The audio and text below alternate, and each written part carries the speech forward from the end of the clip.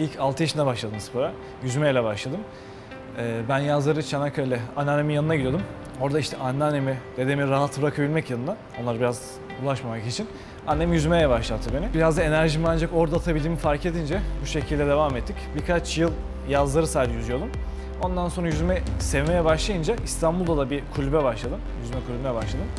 Böyle derken yavaş yavaş yüzmeyi sevdim, ilerledim. İşte yarışlara katılmak çok hoşuma gitti. Bir 10 yıl yüzme yaptıktan sonra, bu tabii yüzme esnasında çeşitli başarılar, İstanbul başarısı, bölgesel başarılar elde ettim. Ve spor devam ettirmem gerektiğini düşündüm. Bundan sonra bir suyu bırakmamam gerekiyordu. Su altı hokeyi, su topu, su altı rugby'si, yelken bunları denedim. İşin en güzeli su altı hokeyiydi. Çünkü takım sporu ve suyun altında zor bir şart olduğu için bayağı hoşuma gitti. Bununla bir 10 yıl yaptım, su altı hokey oynadım. Bu esnada işte 2015 yılına kadar geldim. 2015 yılında bir dünya şampiyonluğu oldu. İspanya'da olduk bunu. Bu güzel bir başarıydı. Bu başarı elde ettikten sonra haliyle spor aşkım biraz daha kabardı. Bu şekilde devam ettim. Aynı zamanda da su altı hokeyi yaparken güç ve kondisyon gerektirdiği için CrossFit'e başlamıştım.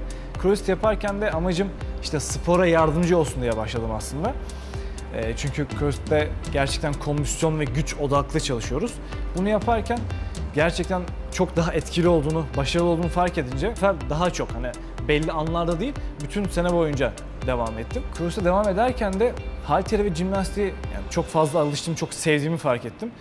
Bundan dolayı da biraz böyle artık yavaş yavaş hokeyini azaltıp CrossFit'e yönelmeye başladım. Bu arada Marmara Üniversitesi'nin spor akademisi okuyordum. İnsan anatomisi, egzersiz fizyolojisi bunlar da çok ilgimi çeken konulardı. Bunu CrossFit'e birleştirdiğim zaman işte hangi hareketi nasıl yapabilirim, doğru yapabilir miyim, doğru açılarda kendimi sakatlamadan bu işi yapabilir miyim derken yavaş yavaş biraz da antrenörlük kısmına düşünmeye başladım. 2 yıl CrossFit sporculuk yaptım.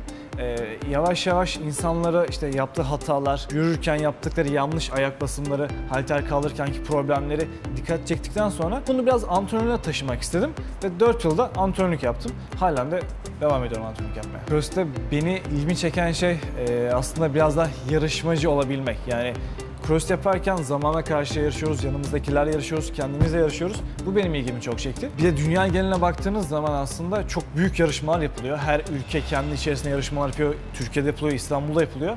İşte bunlara katılabilmek, bunlara aslında insanlar yetiştirebilmek sporcu olduğundan bunlar çok benim ilgimi çekti. O yüzden de CrossFit'i bırakamıyorum. Ben de zamanla yetiştirilen bir sporcu olduğum için bir sporcu yetiştirmek, CrossFit dalında bir sporcu yetiştirmek çok hoşuma gitmişti aslında. O yüzden de bu işte biraz daha sarıldım diyebilirim. CrossFit daha çok İstanbul'da yapılıyor çünkü daha çok box İstanbul'da var. Bu arada box dediğim şey aslında bir salon, spor salonu ama biz CrossFit salonlarına CrossFit box'ları diyoruz genellikle.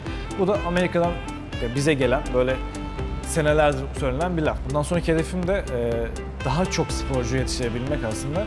Daha çok yarışlara katılabilmek ama tabii antrenör olarak. Sporu biraz da böyle fiziksel değil, daha zihinsel olarak biz burada yapmaya çalışıyoruz. Burada da biz aslında zihnimizi boşaltıp tamamen kendimizi antrenöre odaklayıp daha çok verim almaya çalışıyoruz.